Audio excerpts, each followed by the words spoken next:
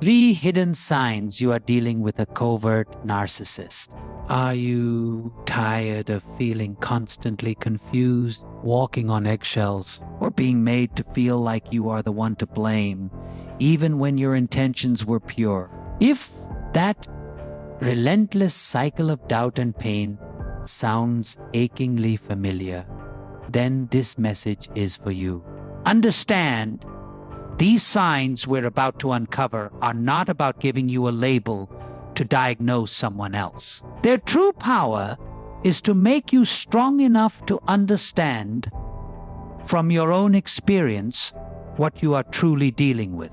All these things we'll discuss don't just happen with a normal person in a normal, healthy relationship. But if you can relate to this, and not just one time, but rather multiple times, again and again, then it really makes no difference if they are a narcissist or Tom, Dick, and Harry. What matters is the impact it is having on you. You need to actually learn the art of the tactics they are using, so you can save yourself from the pain and suffering you've probably endured for months, or even heartbreakingly for years. Stay with us, because understanding is your first powerful step towards freedom and reclaiming your peace. What happens when your genuine efforts are turned into weapons against you? You tried to help, now they're making you pay for it. Is good intent a trap? They twist your help into your failing. Here is how. Deep down, you feel it. The pressure, the push, the weight. They want something you truly dread doing. Perhaps you stated no. Perhaps you detailed your overload, your conflicting ethics, your utter lack of bandwidth. They heard nothing. Instead, they persisted, prodding with guilt, pressing with silence, punishing with disappointed glances. They framed refusal as selfish, aid as your solemn, unavoidable duty. So you relented. You performed their request, not from desire, but for tranquility, because their contentment felt crucial, because the weight of their disapproval had grown too heavy to bear. Thus, you entered their narrative, their play, giving your utmost even as it depleted you, even as it baffled your own mind. But the script always flips. The ending is never ever what you foresee. Even if execution is flawless, perfect, even they discover deficiency. Your method was wrong, your grasp mistaken, your actions a blunder. They lament not doing it solo. The venture itself was an error, they'll claim, and the cruelest part, it was your misguided initiative from the start. Abruptly, you bear the blame for an involvement you actively resisted. Guilt is heaped upon you for trying, for yielding, for even daring to care. And the truly crushing blow, you start to absorb their fiction as fact. Self-reproach begins its insidious whisper. Did I ruin this? Was this my folly all along? It absolutely was not. You are encountering the signature, veiled barbarity of a covert narcissist. This isn't bold, brash coercion. It is a hushed, creeping form of psychological warfare. The variant that artfully erodes your trust in your judgment, your limits, your fundamental self-worth.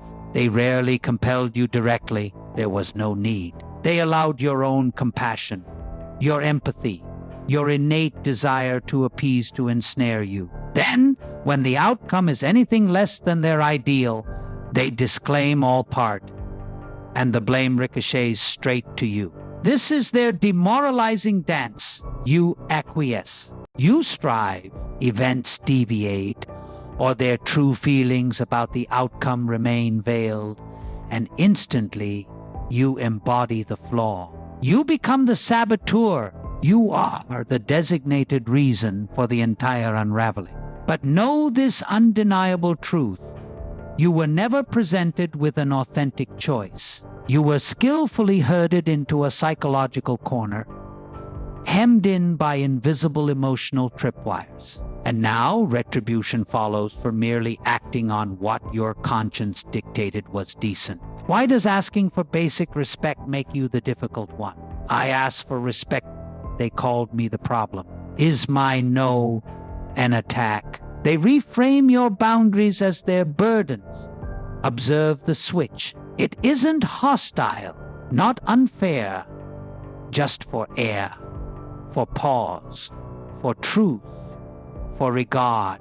Yet state that need and a current alters. The climate chills. Suddenly, expressing yourself means you are now too fragile, exaggerating, or the classic, you are the real issue here. They won't shout. They won't rage. This isn't their style. No! They counter with quiet, with barbs, with sorrow masked by a gentle facade. They'll question your heart. They'll twist your limit into their injury. You are unfair. They'll hint. You are dismissive.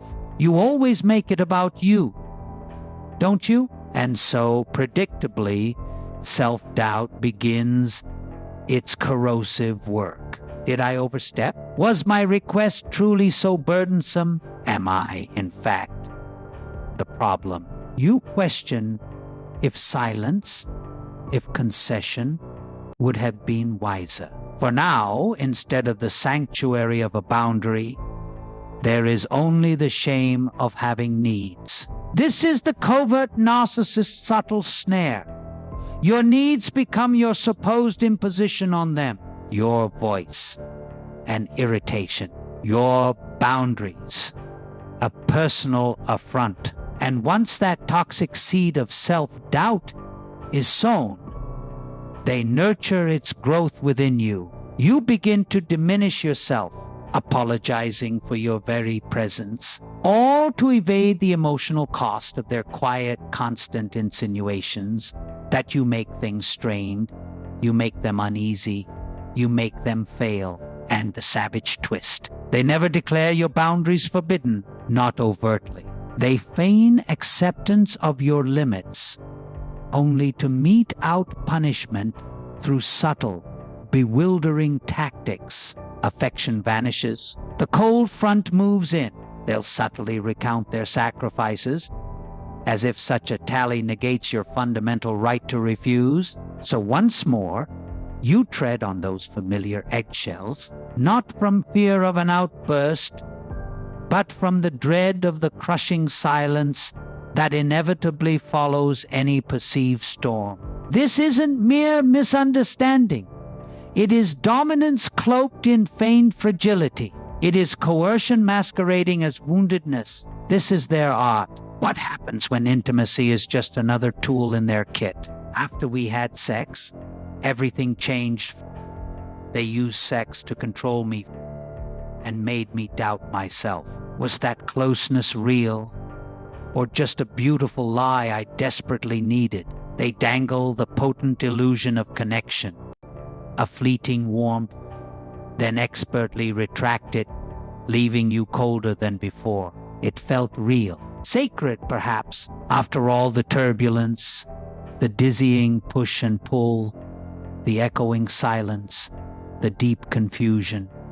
You finally blessedly feel seen, held, loved, and in those hushed, intimate moments, especially after you've been physically close, something profoundly shifts within you. You think, it's better now. They see me. They care. Because when you are together in that unique way, nothing about it feels artificial or performed. It's emotional, deep, connected, and for a precious while, perhaps an hour or even two, they genuinely seem softer, more open, tender, present. You find yourself daring to let hope cautiously reemerge like a fragile green shoot after a long winter. Maybe this is it, the turn. Maybe now real change comes, but then, so fast, the warmth just vanishes. An hour, perhaps only fleeting minutes later, the chillingly familiar persona is back. Cold, distant, dismissive. The old destructive patterns rematerialize with jarring speed, as if the shared intimacy was merely a figment, a vapor. Or worse, they imply you dreamed it all. They brush off your feelings. They ignore your needs. Or they will slice you with a remark so exquisitely subtle, a micro cut so fine, its poisoned edge is perceptible only to you. And suddenly, you are lost again. Didn't they feel it? Was any of it real? What you don't initially grasp, what takes time to truly sink in, is that for them, this act of sex was never about love, not connection, a tool, a means to pull you back when you strayed, a quick fix for peace, not because they wished to give love, but because they craved, they needed, they had to regain control. They possessed an uncanny understanding of its profound emotional impact on you. Knew you'd think things improved, that you'd cling harder, that you would extend forgiveness repeatedly, endlessly, desperately, yearning, always yearning for that precious spark's miraculous return. And you did, because you are human, because body, mind, and soul crave that true connection. Because when someone holds you tenderly, even briefly, it's so hard not to trust that small, warm part of them. But here's the truth. Love doesn't just flick off like a switch. Real connection doesn't dematerialize post. Intimacy. A truly caring person won't flip from tender to cruel so fast, unless that tenderness was a performance, a perfectly crafted illusion for their gain. This is their hidden cruelty. They let you taste the affection you crave, just enough to keep you wanting, needing, returning, just enough to ensure you always come back for more. And when you do, they remind you, you are not in control. You are not cherished. You are not safe. The connection was not a promise. It was pure, calculated manipulation. If this resonates, know, your desire for love isn't weakness. Your need for intimacy, no cause for shame. What happened was not your fault. You just tried to connect with a mirage, a ghost, an emptiness they projected. Realizing that, truly, deeply realizing it, is where healing starts. Of reclaiming your stolen worth. Of knowing true love doesn't vanish after closeness. It stays. It deepens. It honors all of you, not just in private, but everywhere, always. Why do these experiences make you feel so utterly alone? Is this isolating pain uniquely mine? This profound loneliness is a shared echo, and its recognition is a lifeline. What you feel is not a failing of your strength. It is not a mark of some personal defeat. Your perceptions are valid. You are not inventing this distress. You are not excessive or overly sensitive for reacting to injury. You are, quite simply, a human being striving to exist authentically where another actively seeks to diminish you. What happens when the mask of cooperation finally slips? Can this charade of collaboration truly be something so sinister? Yes. And to see this manipulation for what it is, to strip away its disguise, is to ignite the first spark of your liberation. If what you've heard today resonates deep within you, please know you are not alone, and your voice is incredibly important. Show your support for this community, and help us reach others who might be struggling by pressing that thanks button below. It truly helps. More than that, we encourage you to share a part of your experience in the comments. You have no idea how your words might be the beacon of light someone else is desperately searching for right now. Remember, expressing yourself is not just an act of bravery. It is a vital part of your own healing journey. We strongly encourage you to reach out to a counselor who can offer professional guidance and dedicated support as you navigate this. And if you feel that undeniable shift inside, that deep conviction that you've had enough, and are truly ready to take back control of your life, you can also call me. When you do, please let me know you are saying these words. I am ready to take the first step. I have decided to stand up for myself. I can't take this anymore. I am ready to change for myself. Hearing that will tell me you are ready to begin.